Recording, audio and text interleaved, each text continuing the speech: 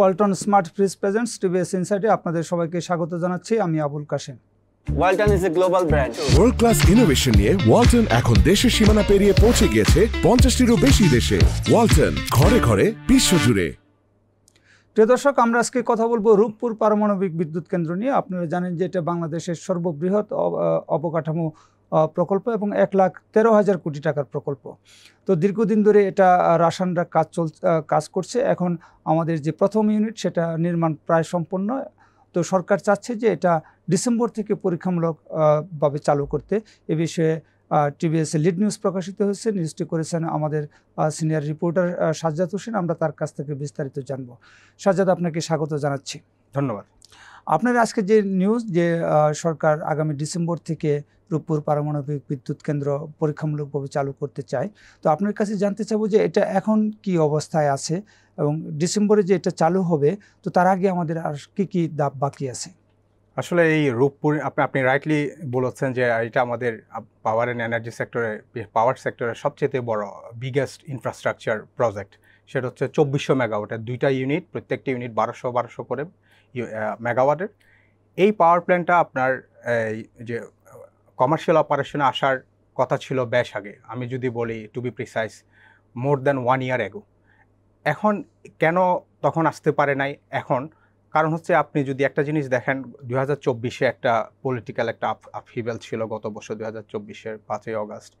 এরপর হচ্ছে এটার ধাক্কা সামলাইতে গিয়ে যেটা হয়েছে, ইন্ডিয়ান কিছু এক্সপার্ট এখানে এই পাওয়ার প্ল্যান্টে কাজ করতো, তারা অল অন এ সাডেন তারা পাওয়ার প্ল্যান্ট থেকে আপনার দেশ ত্যাগ করলো, বাংলাদেশ ত্যাগ করে ইন্ডিয়া চলে গেল। তারপর হচ্ছে ইন্টারিম গভর্নমেন্ট আসার পর ওখানে আপনার কিছু লে অফ, আপনার বিভিন্ন লেভেলের কর্মকর্তাদের আপনার বাধ্যতামূলক অবসর, ছুটি, বরখাস্ত, এই সব বিষয়গুলো নিয়ে অ্যাট দ্য সেম টাইম আমি একটা কথা না বললে নয়, করোনা ভাইরাসের কারণেও এই পাওয়ার প্ল্যান্টের আপনার একটু প্রগ্রেস একটু স্লো ছিল।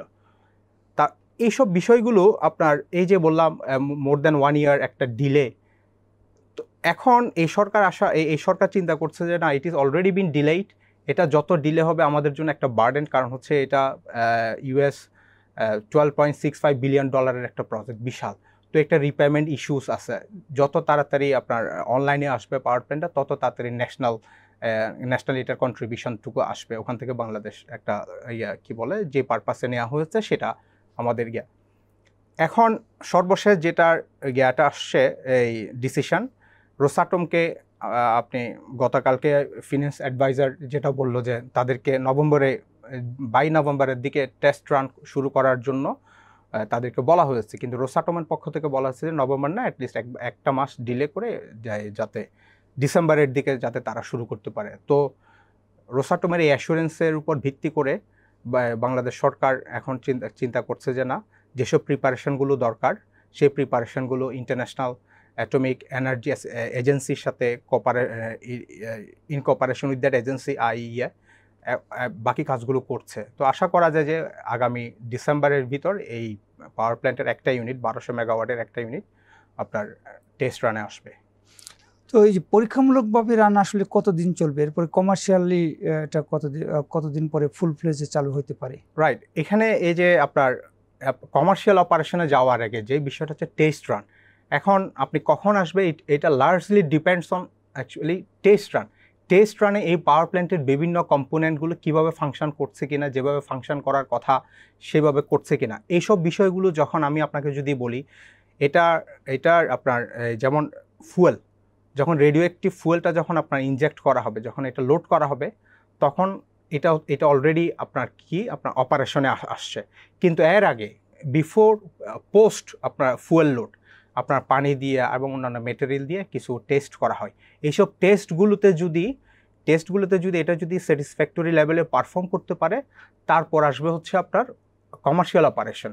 এখন commercial operation subjects to actually depends on আপনার কীভাবে টেস্ট রানে পারফর্ম করে। তো এটা ধরেন 2-3 মাস, এটা depends on actually largely depends on the performance of the test run. বুঝতে পারছি। তো এই যে আমাদের এই পারমাণবিক বিদ্যুৎ কেন্দ্রটা স্থাপন করা হয়েছিল যে এখানে বিদ্যুৎ উৎপাদন কষ্ট অনেক কম। আমরা যে প্রচলিত গ্যাস, কয়লা বা জ্বালানি তেল ভিত্তিক বিদ্যুৎ কেন্দ্র আছে তার চেয়ে কম। তো এই রূপপুর পারমাণবিক বিদ্যুৎ কেন্দ্রের ইউনিট প্রাইসটা কেমন হতে পারে বা সরকার কেমন দাম নির্ধারণ করতে পারে, কোনো প্রক্রিয়া শুরু করেছে কিনা? এখন যেমন এই যে এই সরকারের যে এখন যে ডেডলাইন বাই ডিসেম্বরের ভিতর টেস্ট রান শুরু করা, কিন্তু এখন পর্যন্ত এটার কোনো ট্যারিফ নির্ধারণ হয় নাই। কিন্তু এই পাওয়ার প্ল্যান্ট যখন আপনার কনসিভ করা হয়েছে, যখন প্ল্যানিং করা হয়েছে, তখন একটা লেভারেজ ট্যারিফ ধরা হয়েছিল 6 টাকা 7 টাকার ভিতর। কিন্তু এখন আমরা যেটা জানতে পেরেছি সেটা হচ্ছে 8 টাকা প্লাস হবে। আপনি যেমনটা বলছিলেন যে এটা আসলে অন্যান্য ফুয়েলের তুলনায় এই পাওয়ার প্ল্যান্ট আসলে কস্ট এফেক্টিভ কিনা। হ্যাঁ, আপনি যদি দেখেন আমাদের যেমন এসএফও বেস পাওয়ার প্ল্যান্টের যদি ফুয়েল কস্ট দেখেন পার ইউনিট কস্ট 26 থেকে 30 টাকার ভিতর। তারপর হচ্ছে কোল ফায়ার্ড পাওয়ার প্ল্যান্টের হচ্ছে 12 থেকে 15 টাকা করে, 12টা 14 থেকে 15, 16 এরকম 14 থেকে 15 টাকা। তারপর হচ্ছে আমাদের যে সামান্য পরিমাণ আমরা সোলার থেকে পাই সেটারও কস্ট 22-23 টাকা 25 টাকা পর্যন্ত আছে। এগুলোর সাথে যদি আপনি কম্প্যারিজনে যান তাহলে আমরা বলতে পারি যে হ্যাঁ একটু cost effective in compare with other fuel based power plants. আপনার কাছে আর দুইটা জিনিস জানতে চাবো। একটা হলো যে রূপপুর পাওয়ার প্ল্যান্ট যদি চালু হয় তাহলে হচ্ছে সরকারের ভর্তুকি নিশ্চয়ই কমবে, আপনি এটা এই সম্পর্কে একটু বলবেন যে কতটা কমতে পারে। আরেকটা হলো যে আমাদের লোডশেডিং সিচুয়েশন কতটা কমতে পারে, বা বিদেশ থেকে আমরা বিশেষ করে ভারত থেকে বিদ্যুৎ আমদানি করি সেটা কি আসলে কমার সম্ভাবনা আছে কিনা? হ্যাঁ, এখানে আপনি বেশ কয়েকটা প্রশ্ন নিয়ে, সেটা হচ্ছে ভর্তুকির বিষয়টা আমি বলি। ডেফিনেটলি যেমন আমাদের এই যে এইচএফও বেস যে পাওয়ার প্ল্যান্টগুলো এগুলো হাইলি কস্টলি।